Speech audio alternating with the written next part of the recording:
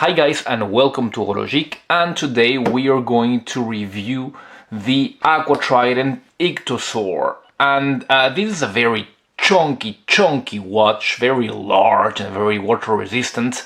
And the first thing I wanted to show you about this watch was the box it comes in. As you can see, they're not messing around. They send you this huge box. It's gonna be something like 20 centimeters by 15. It's big. Let me just show you quickly this box. It comes in these very waterproof cases. As you can see, you can carry this one.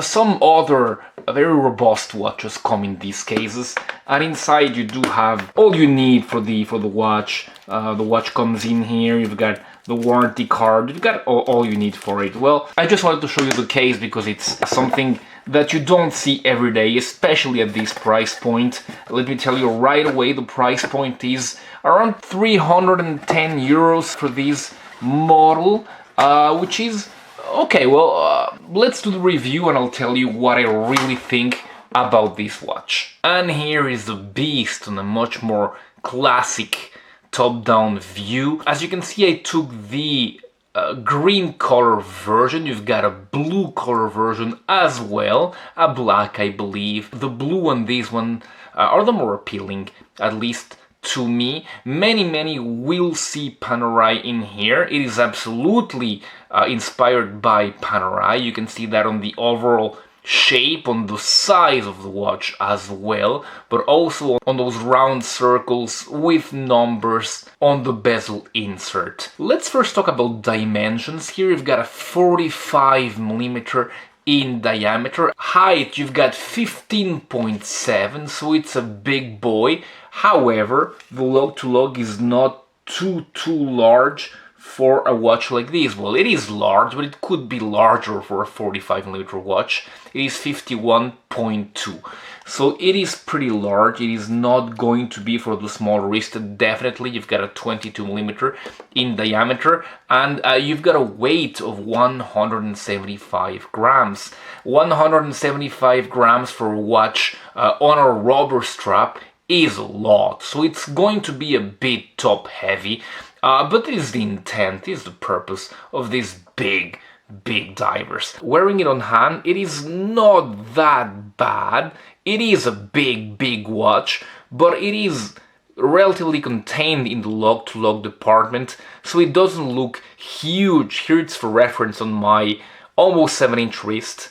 And you see that you've got kind of a fume dial, so it is clear inside, and the more you go out, the more it's going to be dark. I'm gonna put it at 1010. No, I mean not 1010 because you can't see the AquaTrident. 910. Okay, there you can see everything. Yes, and this allows me to show you the way you can operate the crown. And yeah, it is a little bit hard to operate, as you can see, because of those crown guards. They get pretty much on the way, of course. And because of the closing mechanism, it does get in the way as well.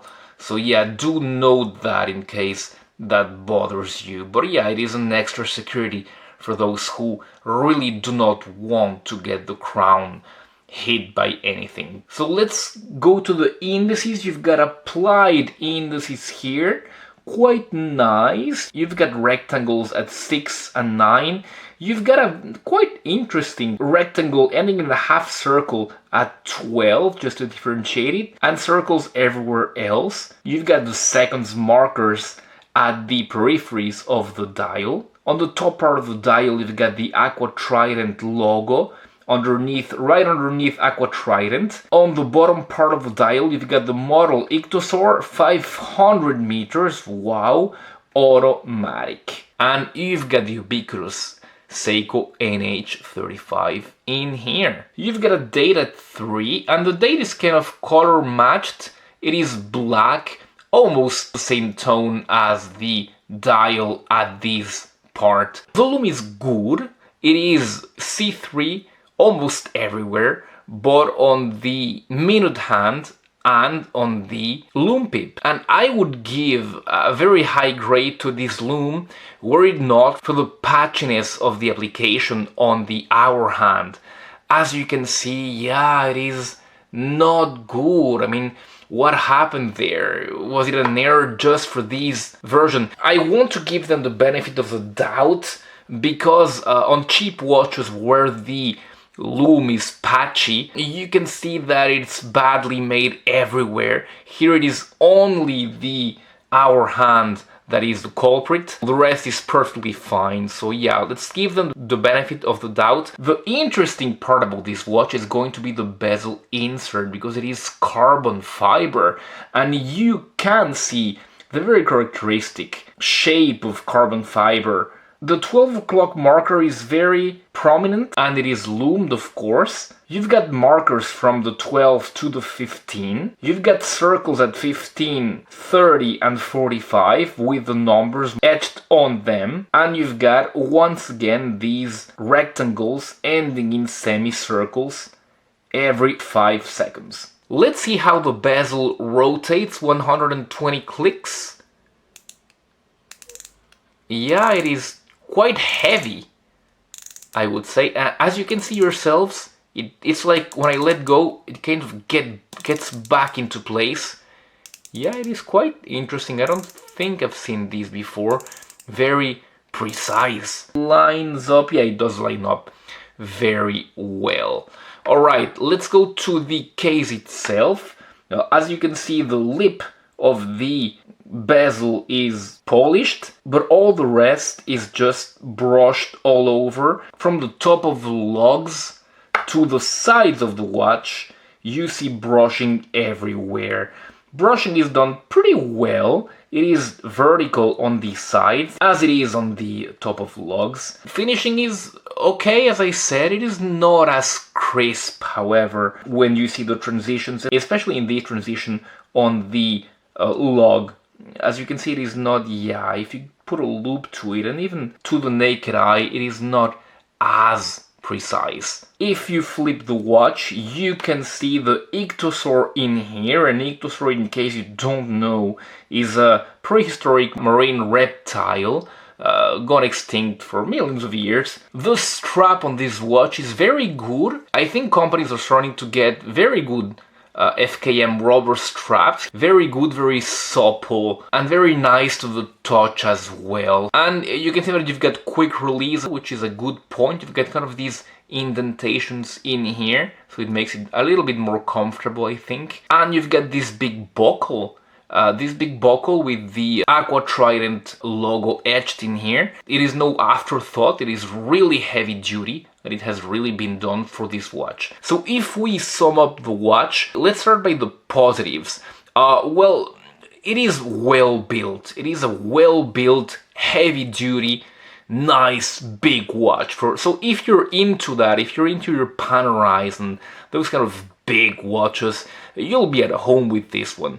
The price is pretty convenient. I don't think it is like the cheapest, but yeah, 310, 315 euros. If you get that 10 euro discount, it's going to come under 300. I think it's good for this kind of watch. So the value is there. It isn't like crazy value, but the value is definitely there. The bezel, the turning of the bezel, is very good as well, something quite new that you don't see before. Definitely those 500 meters of water resistance, it is something that, yeah, you don't see often with that Helium escape valve, the bracelet and the clasp. Yeah, that is like the good part of the watch. Now the negatives. The Lume is good, very good, but for that part on the hour, that is definitely bad. I don't know why, I don't know what happened there. I hope it's just an oversight on my unit, but yeah, you never know. I really wish that they had paid attention there. The securing mechanism for the crown, that is going to be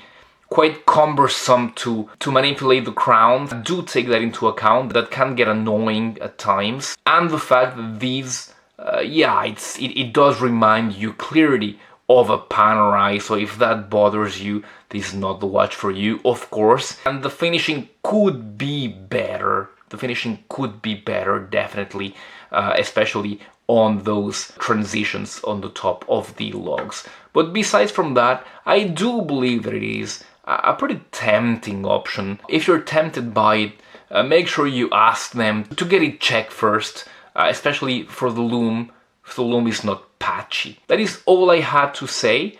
Thank you very much, and I'll be seeing you very soon. Goodbye.